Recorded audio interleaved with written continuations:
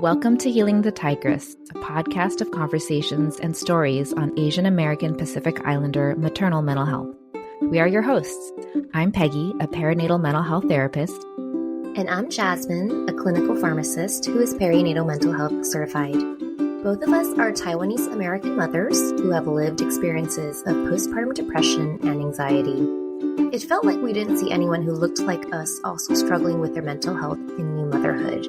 But we would go on to learn that it wasn't just us and that there was so much more to perinatal mental health. So we created this podcast because we know that sharing these stories can begin to break the stigma of mental health in our community, and we want to help heal the inner tigress in all AAPI parents. Let's get started. Welcome back to Healing the Tigress. Our first guest of this season is someone who we knew so many listeners would want to hear from, especially our working mothers. There's a saying that we expect women to work like they don't have children and raise children as if they don't work. It's a culture that we need to shift, as this seems to be one of the key drivers of burnout in moms who are constantly trying to do it all. So today we have with us Shivani Berry, who is the CEO and founder of Career Mama. Career Mama offers a vetted community of like-minded moms from Fortune 500 companies and coaching for high-performing moms to excel at work while being present with their kids. LinkedIn recognized her as a top voice in leadership, and she has been featured in the Wall Street Journal, Forbes, and NASDAQ, and she has an MBA from Harvard Business School. A lot of her posts on LinkedIn have really resonated with many, and so we were delighted to have her come speak with us. Thank you so much for joining us today, Shivani. Would you please start us off by sharing a little bit of your cultural background with our listeners and maybe where you are in your motherhood journey? Thank you so much for having me here. I'm excited for our conversation. I was born in India, and I moved with my family from India to the US when I was 6 years old. And I am mama to a 3-year-old daughter and an 8-month-old son. So living the young baby life right now. Thanks for having and carving out some time to sit with us, because I know having an infant is really challenging, especially when you also have a toddler. Yeah, definitely. It's been fun, but it's a lot. Well, one of the reasons we were so eager to have you on our podcast is because you talk so candidly about the balance of work and motherhood that really resonates with so many people. So many moms, and even in the work that I do with my clients, their biggest hurdles in motherhood is that transition to returning to work. And you even mentioned that after having your first child, your career was no longer the only thing important to you, and you had a strong desire to just mother. What was that experience like for you in going back to work, and how did you cope with the changes? Yeah, so it was, honestly, I thought going into when my daughter was born, I thought I was really prepared for what to expect, but I realized no one ever actually tells you the emotional toll and all the identity changes that happen as you become a mom. And it's really, now looking back on it, it's just for me, it was the biggest transformation I've ever gone through and probably will go through. And so for me, the not wanting to work was more short term. For a little bit, I was I just want to burn down my business. I don't like what I'm doing. I just want to spend all the time with my daughter. But I also really love my career. And so it was this tension of what do I really want? And upon a lot of reflection and struggle, I realized it wasn't about me not wanting to work, because I really want to work. I love what I do. It was about changing how I operated and what my systems, because I could no longer work into the night. I could no longer work on weekends, and I just didn't have time for that. And honestly, I wasn't interested in doing that because I wanted to hang out with my baby. I still had an ambitious career. I still wanted to grow and have a big impact, but I had to figure out how to go do it. So I had to change the system. So for example, now I am exceptional at prioritization and laser focus. And so really thinking about how much can I get done in a normal working day? And I'm actually still impressed by how much I can get done even now while managing 2 kids and, breastfeeding and everything else that comes with it. And so it was really about changing, recognizing that I just didn't have all the time in the world. And it's actually made me more productive. But the second thing, which is actually the bigger thing, was recognizing that I'm going through an identity shift. I was no longer just high performer, career driven Shivani. I was that, and also mama to my daughter, who I deeply, deeply loved. And so, because no one had told me that and I wasn't ready for that, it took me a long time to reconcile what was playing out and recognize like, okay, like instead of me, I spent so much time trying to prove that the old version of me was still there, that I was still as capable. But instead is actually just recognizing, okay, the old version of me is no longer there. She's dead, but there's this new version that is even stronger, more full. And I had to embrace that and figure out, what does that actually look like? And, and it was interesting because I thought I'd already gone through that journey with my first. And so when I had my second, I expected it not to be a thing. But I, again, have been going through that journey again about figuring out, well, what does this new identity look like now that I have 2 kids? And as my goals might shift. I think that's so interesting that so many people say, I didn't realize how much my identity was going to change. I hear this so much. It's so common of a theme.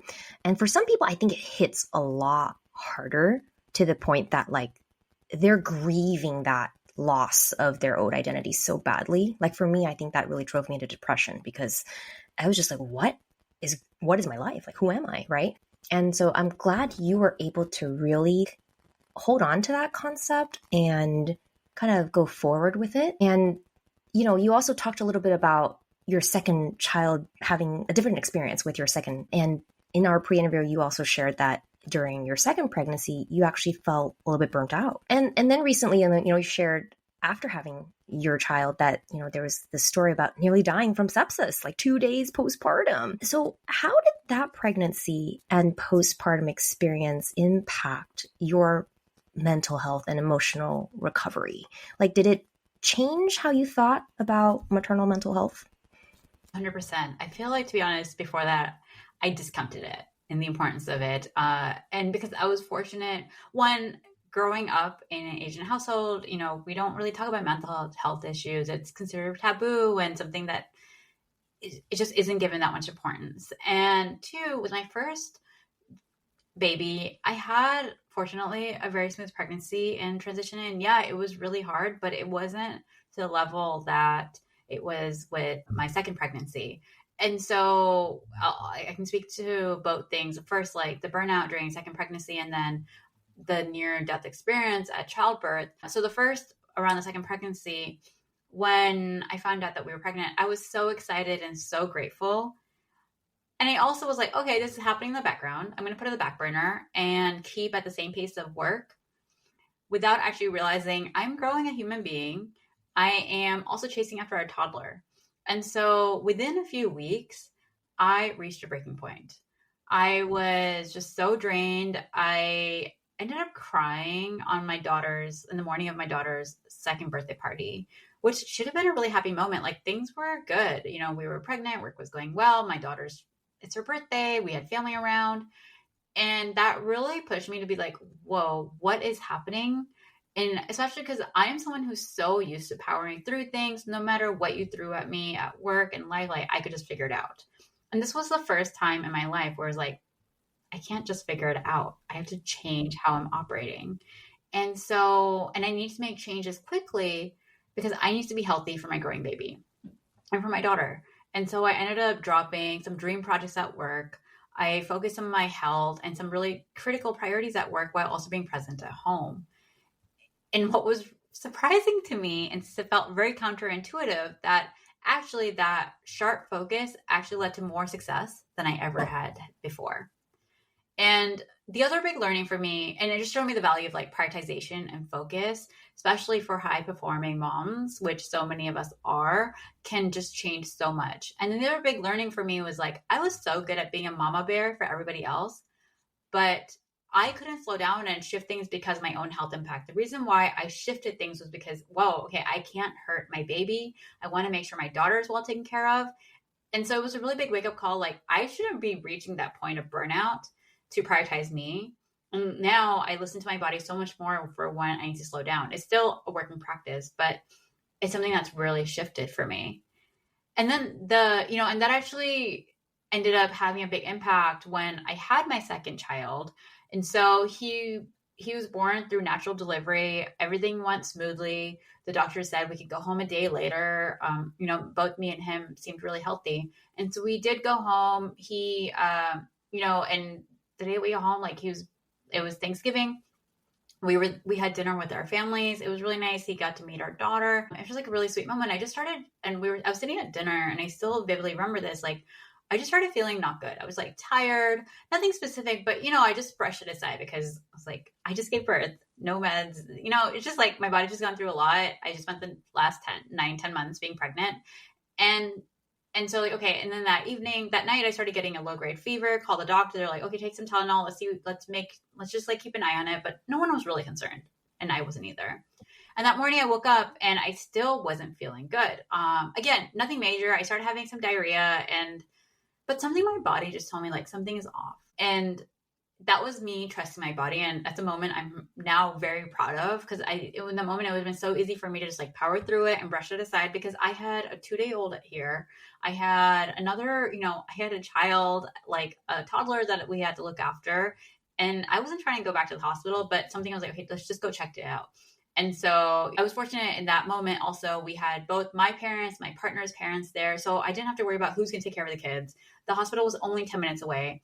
And also because he was my second baby, I felt more comfortable. Like, okay, while I was breastfeeding him and I breastfed my first baby, like, it's okay. Like, I didn't have to worry. I wasn't stressed about what is he going to eat. Cause I was like, okay, he'll just eat formula. Like, he'll be fine. It'll be good. And so got to the urgent care. Then I go to the ER, and at the ER, the nurse takes my stats, and right away he's like, we're going to accelerate this. This is sepsis. And at that point, I didn't even know like what sepsis is. And to be honest, like it doesn't even occur to me that this could be something really serious. Like that in my mind, like does not happen to people like me or to me. That happens to other people. And very quickly it like spiraled. And from that, I remember being in the ER when they're starting to like work on me and being like, I have a 2-day-old and a 2-year-old at home. Like I have to go home. Mm-hmm. And even as I say that right now, like I have tears coming out because I'm just like, it was just like wild to me that I ever even have put myself in that, like not put myself in the situation, had that situation happen to me. And, a couple of days, like, so I ended up spending 5 days in the hospital. A couple of days into it, they figured out what was happening. And I was in the clear of like, I was going to survive because doctors told us like, hey, if you come a few hours later, like this would have been fatal for you. And that was just unreal to me and my partner. And, luckily I recovered from it pretty quickly physically after I got home, but the emotional trauma still exists for a very long time. And even now, and especially initially, I felt really disconnected from my baby. I hadn't been with him for his first few days of life. And I felt a lot of guilt and I felt something broken inside me. And that really impacted me because with my first baby, I'd felt a really instant strong connection. And so I was like, what is wrong with me? Like, why don't I feel like this with my second baby? And this was something that was really helpful when I shared it with our Career Mama community. It's just a space where I felt really comfortable getting raw and real because it's like hard to tell other people like, hey, I just like don't really feel connected to my baby. I don't love him the same way as I thought I would. But I felt safe enough sharing it there. And so many of our members shared, it took me months, it took me years to feel that strong connection. And it was like, okay, something is not broken inside me. This is normal and this will happen. And I think it's just like both these experiences and have just made me realize, one, we're just not invincible, and like the importance of me prioritizing myself. I think especially as women, as moms, as I'm growing up in an Asian culture where you just like power through, you take it on. And being immigrants, I've seen my parents like handle so much and succeed and take care of us and everything. Like, there's all these things that we're taught.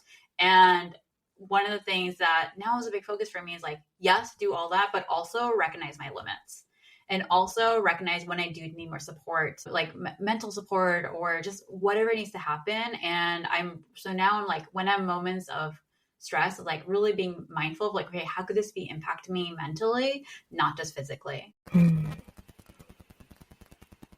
Thank you for sharing that story. I know that when I saw that on LinkedIn, just the number of comments pouring in and acknowledging how hard it can be. And like you said, the scary part of you could have lost your life had you not listened to your body and got there as soon as you did. And it reminds me of Jen Che's episode from last season too, where she was like, we're not usually good at listening to our bodies, like you said, because we were taught just to power through and to push through. And when we do, how much it actually not just serves us, but is a way to also love our family when we take care of ourselves and we listen to ourselves. I thank you for sharing that. And I also, the other parts of your story, I'm just thinking like, we really should put being a mom on your resume sometimes, because it's like the mental gymnastics we have to do to get things done is just astronomical. Speaking of LinkedIn, I see a friendly face every now and then in there who is your partner. And I'd love to give you some moment to share about him too, because you've talked about how having a supportive partner also makes a difference in parenthood through sharing this mental load. And even just when you mentioned the near-death experience, knowing that he was going to be there and his family and your family. Sometimes this can be a very elusive balance for some couples, even trying to share that load, because maybe sometimes one partner ends up just carrying more of the load. What advice can you give our listeners for how to share some of this mental load, especially in the context of being Asian American? Yeah, definitely. I think, and I'm really happy we're talking about this, because I think most of the times we don't, or and you just see these like all these shares about like, it seems like this mom is just doing it all, and or just like these perfect couples, and it's just not like that in reality. I don't know anybody who has that. And so we've worked a lot at it, and a couple of things that have really helped us is one, having buy-in on shared and individual goals. So my partner Neeraj, from day one, so we started dating when we were in college at UCLA, was always cheering me on, and he's actually the one who encouraged me to start my company. So for both of us, we're both career driven, and and we also really want to build this really beautiful life for ourselves and for our kids. And so we have active conversations around like, what is important to us and what do we need to succeed? And, it goes from like, kind of like goals, but to also day to day, like, hey, I have a really busy work week right now, or I have a bunch of meetings today, like, can you handle pickup? And then we act one tactful way. And then the other thing we do is, I'll share, is like we try to communicate expectations and alignment on who owns what. I think especially coming from like in our previous generation then, and even now, like often like the woman is the default caregiver, and around it, like changing the narrative. And I think partners like dads in our generation have done so much work and progress on that, which has been really amazing to see. And a part of this is also like, one thing, it's not just assuming that someone's going to jump in or they're going to do it the way that I think it should be done. I realized, both of us had to put work into this. And on my end, it was like, I need to actually communicate what my expectations would be, or what I think done looks like. Cause how he might clean the kitchen or how he might get our daughter ready for school is different than mine. And sometimes it's not even a good way or bad way. It's just a different way. And I like in aligning on what that looks like and who to do that. And then I think the thing that has actually like really helped us is having clear roles and responsibility split. So we have a spreadsheet of who owns what household task. So for example, I handle groceries and he cooks. We split preschool drop off and pickups.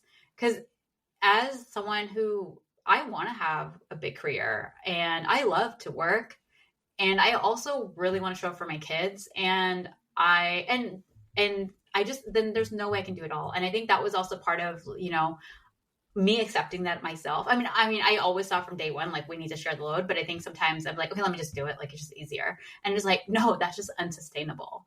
And that's just also not what we want to role model for our kids. And then the big learning for me on this has been, as we align on tasks, and is also learning for myself to let go. So I think something I've seen from our career mamas, and something for myself, is like that perfectionist, or feeling like, oh, everything has to be done exactly as planned, otherwise something bad will happen. And in reality, it's like not that. And I'm type A, this huge planner. And so something I've really learned from marriage is like letting go. So when I was pregnant with our second baby, one Saturday morning, he took our daughter out for a fun adventure in the morning. And so he gave her oatmeal at home, and then they like left to go out to go do their activity. And I'm watching as they're leaving, and I see he doesn't take the diaper bag with him. He like her hair is not brushed, and so and the oatmeal is still sitting on the counter. But I, bite my tongue. I'm like, okay, I'm not going to say anything because it's just going to start a fight. And so it's just not worth it. Okay, let them leave. And in my mind also, I'm thinking like, okay, well, he'll see, like, he'll learn.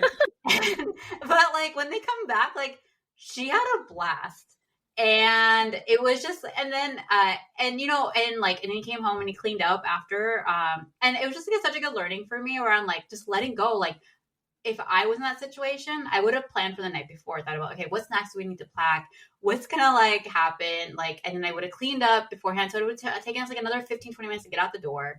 And they just left and they just figured on the fly. And it was like such a good lesson around like choosing those like presence over perfection and choosing quality time instead of just like, it has to be done this certain way. Now, I don't want to discount all the processes I put in and that so many of us moms do. Cause like, if she had pooped while they were out, there would have been no problem. But it like worked out, like she did it and like they had a blast. But even if she had poop, I'm sure he would have figured something out and like, but it was just such like a learning around like being more cognizant of when to let go and when to just like push something. They're going somewhere that was like 10 minutes away. Like they could have come home if there was like a real emergency. So it's just really, I think those are the things that have helped us function more and like just like really communicate. And the last thing I'll add on this is we do a weekly one-on-one. So same way as at work, you have one-on-ones and you have team alignments and it was actually like, and we realized like, wait, why don't we do this for ourselves? Like so many work processes actually, you're running a partnership, a marriage, a household, like so much of our running like kind of similar to work. And so every Thursday afternoon, we go for a walk and we like talk about some admin stuff. We also try to connect and sometimes we miss it. Sometimes like we don't cover everything, but that's also been really helpful for us to align because otherwise what was happening was like, we would be talking ad hoc stuff or, I just like constant to-do list running in my head. And so we would just be like on a random, like he'd be walking past me in the hall and I'd be like, oh, what about this? And that just like didn't work for either of us. And so it's just like that letting go and driving alignment, but driving alignment in a way that both of us are receptive to. And so carving out this time has been really helpful to get that alignment. I mean, we still have bumps, we still have confusion, we still have arguments, but it has really helped us just streamline things. I love hearing that, how you're making that partnership work and taking the parts that can be successful or helpful in your like career and applying it to your real life too. So I was just kind of chuckling about the more laid back, like, hey, we'll figure it out on the fly. Cause sometimes my husband's a very prepared person, but I do think he can be more on the fly than I can, like let go of. And sometimes I feel this anxiety too of like, when we're traveling, we're packing and you're like, oh my God, I need to make sure I have everything. But then I think about like, he's like, well, if we don't have it, we'll just buy it when we get there. And I'm like, oh yeah, we could do that, right? Like, unless you're like literally out in the middle of nowhere, then like, yeah, that could happen. So I think sometimes we kind of forget like the outside of the box stuff, right? And so when you just mentioned that, you're like, yeah, he probably could have figured out how to get home in 10 minutes or, take care of a poop if it did happen. Totally. And I think like, we also have that same exact conversation that you just brought up about vacations. And then part of me is like, yeah, we could do that. So I should stress less. But part of me is also like, I don't want to spend my time on vacation trying to figure out where to buy this and find this thing. So it's like a mix around it. And, and what something a friend once told me, actually a therapist I was talking to, was sharing like, sometimes it's about, and I actually like packing like the kids' travel stuff. I guess now he can quote me on this, so I will always be responsible for packing kids' travel stuff. But I like it. But I think where it's like missing is like recognizing like when do you want someone to do the work, or when do you just want that recognition and appreciation from them that you put in the work? And that was like, like the light bulb went up in my head. Like, you're right. Like I like doing some of the stuff. Like I like putting the clothes into the washing machine. But it's that when I start feeling taken for granted, same way he has stuff like he loves cooking, but like taken for granted doesn't, that's part of the times when the issues start happening. That's a really good point. And I'm glad you brought that up. Yeah. And it does boil down to that communication, right? Like the one-to-ones, as corporate as that sounds, is like, it's great, I cooking, because then you can have the conversation of that's when I tell you, thank you for cooking tonight, or I really appreciated that, or thanks for packing the kids' stuff the way you do. It's really great. Like, not having that connection point to communicate that makes all the difference. Along kind of the same lines of sort of talking about communication and generational changes, we've had several South Asian guests on our podcast before talk about how their South Asian upbringing played a role in their parenthood experience. And so for yourself as a first generation Indian American woman and mother, how do you think cultural expectations have shaped your relationship with mental health, or just going into motherhood? Yeah, I love that we're talking about this because it's not openly talked about, and that's why I think what your work around this podcast is so important. So, I mean, honestly, I'm still figuring out myself around it. I think initially, like, the narrative that's common in South Asian cultures, and I think Asian cultures in general, is, mental health is weakness. If there's issues, it's taboo. It's not like a real thing. And it's not necessarily it came from my parents, but I think it's just like general what you grow up around in movies and just kind of like what society's narratives are. And I've in like the past few years, I've come to realize the value of it. So for example, I've been going to therapy for the past few years, and it's been really great. And it's not, I started going when I didn't feel like I was in a good place, but now I just go as proactiveness, just like help me stay strong. The same way as I work out right now, it's not necessarily always to lose weight or fix like a health issue, but it's just like proactiveness. And that's how I think about therapy also now. And with the situation, like the health issues that I was just sharing about, like, it does make me recognize more the importance of like kind of taking care of my mental health also. Cause I also realize that when I feel good, I'm a better mom. I'm a better partner. And I really also want to role model that for our kids. And so it's really been, I think, taking the immigrant, the South Asian aspects of like hard work, really showing up for your family and mixing that with also recognizing my limitations and my boundaries of like what works and what doesn't, instead of just like pouring it all in at all times. And for example, like the past few months have been really hard. I'm just really intense and draining. And so with health stuff, having newborn, he like has not been sleeping well until like the past week. And then on top of that, both me and my partner have demanding jobs and just like all this life stuff. And then our toddler's going through, we're potty training and like all this other stuff that like toddlers just go through. And it's been the best few months also, because I just love our family of four, but also it's been incredibly hard. And I just realized as summer was approaching, like I just feel drained. And I feel a bit burnt out, and I just can't keep going on this stretch. Not like I didn't feel as burnt out as I did with like at the time of pregnancy, but like, I could not keep, this is not sustainable. I was just like, I was operating in all gears. And so I branded this summer, like Summer of Peace. And for me, it was just being really intentional about like what actually feels good to me and what can I do. And so, I'm still working, but I'm just being really selective on like, what am I working on? I have like a few key priorities, and that's what I focus on this summer. I also took off multiple weeks just to do like some last bit of parental leave and just like enjoy time with the kids. But I think it was really easy for me to feel like, oh, well, if I'm off, then I should be spending 100% of our time with our kids. But like, I was like, this is also not going to be actually that's like energizing for me and nourishing, because I also need to get my rest. And so like, we had our nanny and we would kind of switch off, and then I was getting naps in and I was reading. And it's just like, I think with mental health, like I did that for that sake, instead of just feeling I can power through. It's just a season. It's like, no, you have to, like the way I operate my life is like work hard, play hard, and play hard can just mean like just shutting off. And, we do that with, my partner and I, we love to travel. We spent 4 years living in Berlin until we got pregnant with our daughter, and we moved back to the Bay Area. And really it's just, so we like go for a month over summer to go to like Europe or like New York or something. And we want to do more of that. And so I think it's just like recognizing that around like, when do I need to re-energize and recharge? And we actually like talk about that a lot in Career Mama also. Like we don't just focus on the practical skills and tools for like, how do you excel at work? How do you get promoted?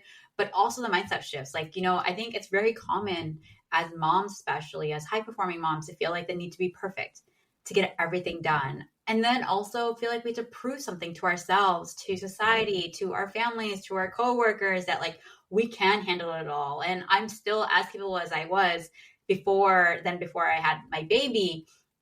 And then just poking a hole in that and really like, wait, why is that so important? I just had a call yesterday with a career mama, and she was like, I am excellent at work. And then as 30 seconds later, she told me how she is skipping showers some days because like she just like doesn't have time because she's prioritizing her family, and like she's just like joining in. And I'm like, and I can totally feel that need to like get it all done. And then on the flip side, we have, for example, one of our members, Ashley at Salesforce, she's been in the career market for a couple of months, and now she's like, I feel just more grounded.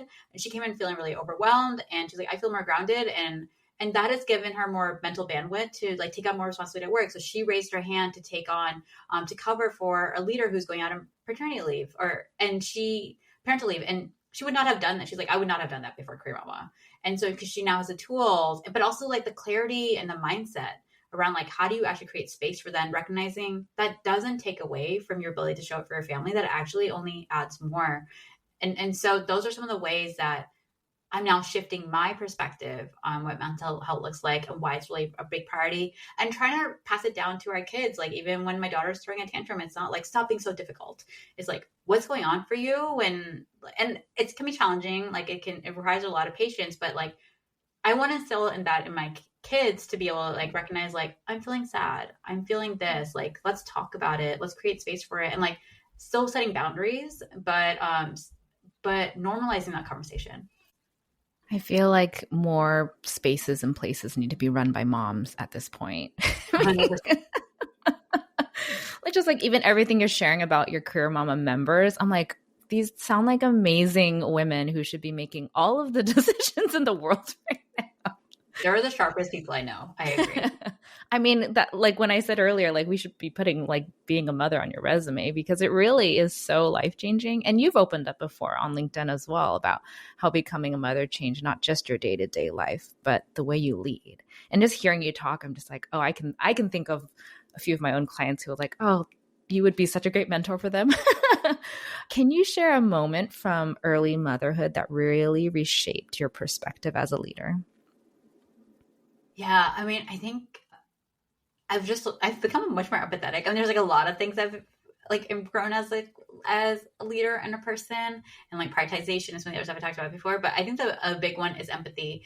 Especially as someone who cares deeply, deeply about empowering women, as someone who has built businesses focused on helping women move into leadership, like helping them, like, companies are coming back to us and saying like, we've helped them get promoted 4 times faster. Their participants. I thought I understood, and I thought I was empathetic to the lived mom experience, but it's like only after you go through it, I'm like, oh my gosh, I understand it so much better.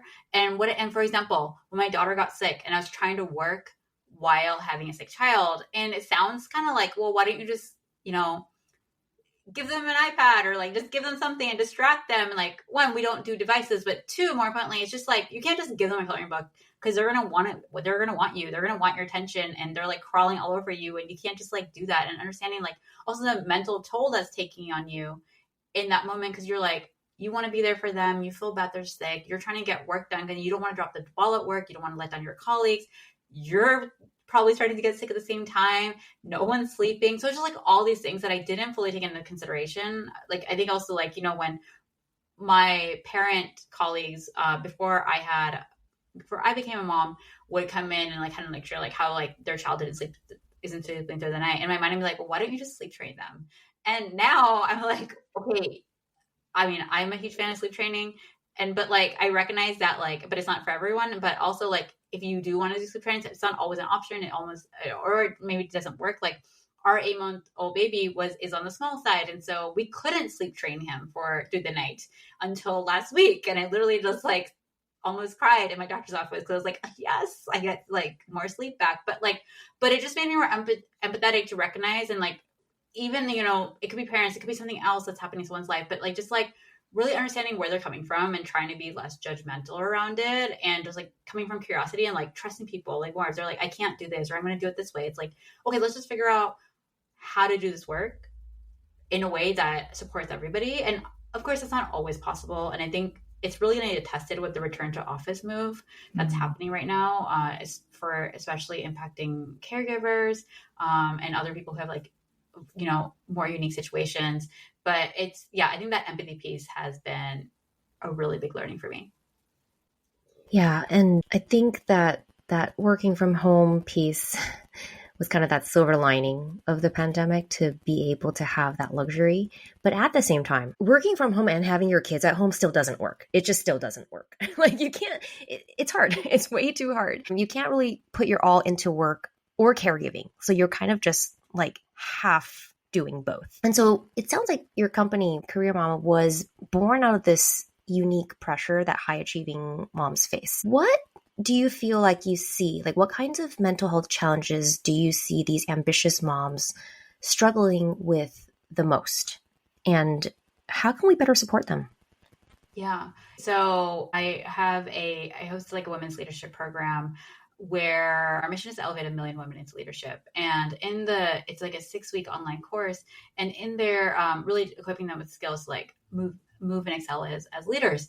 And naturally the topic of like working mom stuff would come up, and it made me, and this was before I became a mom, and it made me realize like, whoa, like if we really want to support women, especially at this inflection point as they move into leadership, take on more scope, a lot of them at the same time are having these like big life events of becoming parents.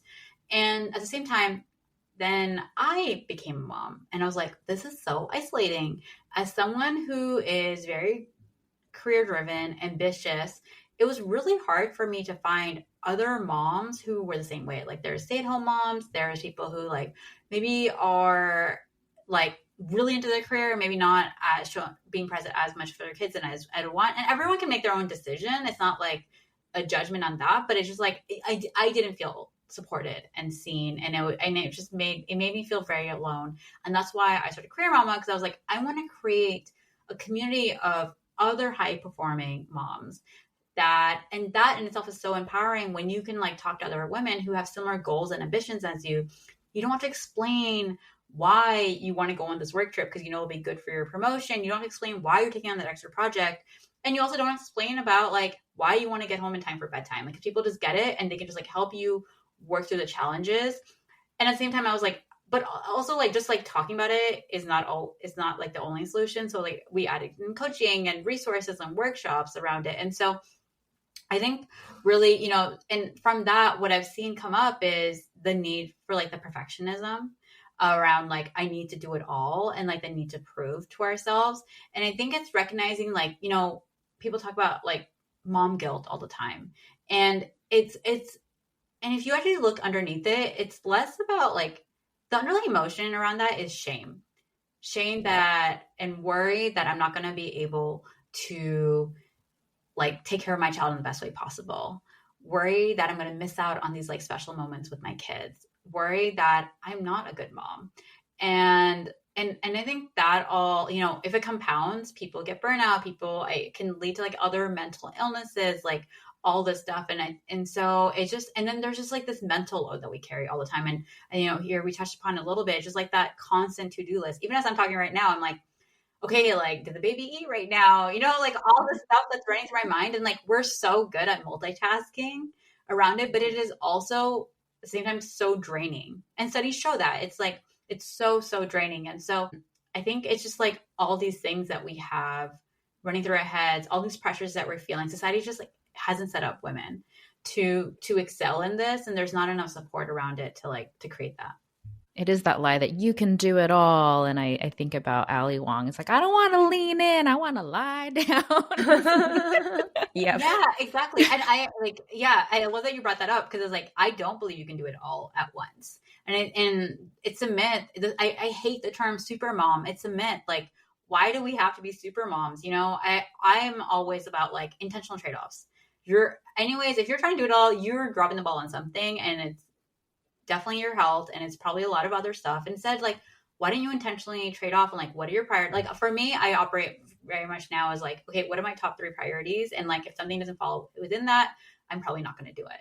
And that's a trade-off that I'm making. And I think we need to have a normalized conversation around like, you don't need to do it all. And because right now we see all these like Instagram, Pinterest perfect, like moms who just like are beautiful and making all these amazing lunches and doing all these cool activities. I'm like, I don't have time for that. And I honestly just like don't care about that. Like, and so some of it, and again, no hate to anybody. Like, I think everyone picks and chooses what feels good to them. But like for me, like I have other things that I like, and I wish we could just normalize. And I think that's what all three of us are trying to do right now is like normalize these conversations, normalize these expectations that there is like no one perfect way to mother, and how you show up really depends on your circumstances, how your kids operate, and how you want to build your life.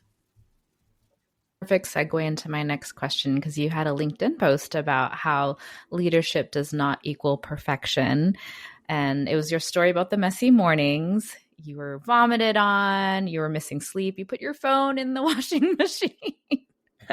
Cracked up reading that. I know, it was such a great story. We've all been there. And yet you still showed up to lead. How do you care for your own mental health when you're in that space of high output and low rest? Yeah, this is also still a work in progress. I think for me, it's a couple of things that I've started trying to do is one, just recognizing when I'm in a busy period and figuring out in advance, like, how do I give myself rest and recharge even then? So for example, right now, like I knew today was going to be a really busy day. I have a lot of meetings happening. But health is a top priority for me right now. I'm trying to like, just lose some of the baby weight for just like fitting back into some of my old clothes. But also, with my healthcare, I'm like, the thing that saved me was I was healthy. So like, I need to get back into that very quickly. And so then I made sure in advance that I prioritize and figured out like, when is my walk going to happen? I started doing this like walks with with a 30-pound vest, and like that's been the thing that like I make work. And so I plan my day around that, and so or like if I'm like the baby's not sleeping well, and so like I make sure like even my busy days, like where can I get at least even like a 12-minute power nap.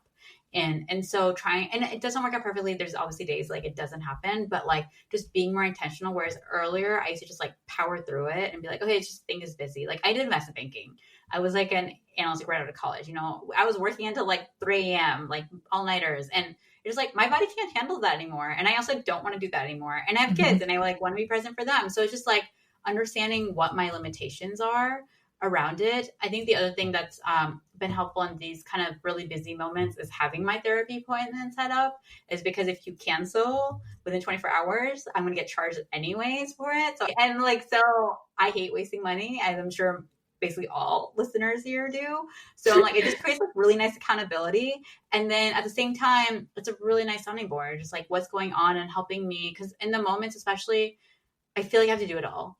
And I feel like if I don't do everything, then I'm going to fall behind, or it's not enough, or I'm dropping the ball. And, those appointments are just like so helpful around it. And then speaking of doing it all, really understanding when do I need to let go of non-critical things. Again, what I learned from burning out, like when I was pregnant with my second baby, is like, I just can't do it all. Like, it's just not feasible. And at first I was like, oh, I'm not as confident as I thought. But I was like, wait, actually, it's just an unrealistic standard that I have around this. And it's like, how do I shift my work and how do I shift how I operate to do even more? So for me, like when my daughter gets sick, or when like one of my kids gets sick, I've come to realize how hard that is mentally navigating that. Like, even if I'm physically feeling fine. And so now and that's like and so now on days when my kids are sick, I just look at my calendar like, okay, what actually has to get done, what doesn't. And sometimes there's days when you can't move anything, and that totally happens. But usually there's at least like a couple of things you can move, whether they're meetings or projects or like tasks that you can move around. Cause I'm just like, I don't need to do everything. Cause honestly, if I try to do that, I'm going to do like a half-baked job at it anyways. And I'm going to be in the Zoom meeting, like not really listening, because I'm like, oh, it's not that important. And so like, what are the most critical things, and like showing up for those. And then, making sure, and so I can also be there for her. And it's still a really hard day, but being okay with like letting go of what's not critical. And what's really helped me to guide that is like having my top 3 priorities. Like I have it on a monthly basis, a weekly basis, and on a daily basis. And for example, in we do exercise, like what's one thing you want to achieve for the day? So like when they're sick, I'm like, it could be like, just take care of her. It could be like, I have this one big meeting I just need to get through and make sure it goes well, whatever that is. And that helps me feel like I have accomplished without, because the last thing I'll say on this, like, I think when I'm in busy season, it feels like I'm not moving forward because my task list at the end of the day is still like as long as it was when I got started with the day. And so just recognizing, okay, like what is actually critical helps me feel a sense of accomplishment and like change that narrative in my mind. Like, oh, I'm not doing enough. I'm not moving fast enough. I like that reframe, because sometimes it's the same thing as like we're saying, like when we're healing or we're recovering, right? Like you're looking up at this mountain and it feels like you're never getting to the top, but you just have to take one step forward at a time. And you are moving, even if it doesn't feel like it or it seems insignificant, right? But I feel like you have absorbed so many of these lessons, and like when you're talking about some of these, I'm like, this feels like CBT, like like reframing these thoughts, right? Or like that's not a helpful thought. Yeah, I think so much of this I've also just learned from now. I've worked with thousands of women, and I've seen this happen so much, and I like just love to learn and grow. And and I'm so deeply passionate about empowering women. I mean, I've made this my life's work, and so I think I've just like learned a lot through osmosis and studying this. And then I'm also just really fortunate to have an incredible support system that is like, and just like who are very vulnerable. And so, even I remember like as I had my first baby, like my cousin telling me about like, hey, the doctors are probably going to pressure you to breastfeed. And like, if it doesn't come, don't worry. Here's what my experience was. And so going into like, yes, I ended up having supply and it was all good. But like in my mind, it was, and even when I went to the hospital, like when I got sepsis with my second baby, I wasn't stressed because in my mind, I already had her narrative and being like, it's okay, it'll be fine. And I think that's really what I want to, that's what I try to do by being really honest about my experience. And that's what I hope to do. And what we do in Career Mama is that people can just share unfiltered without judgment. Cause I think it helps ourselves, but it just normalizing things for so many other people who are listening and around us. Yeah. Yeah.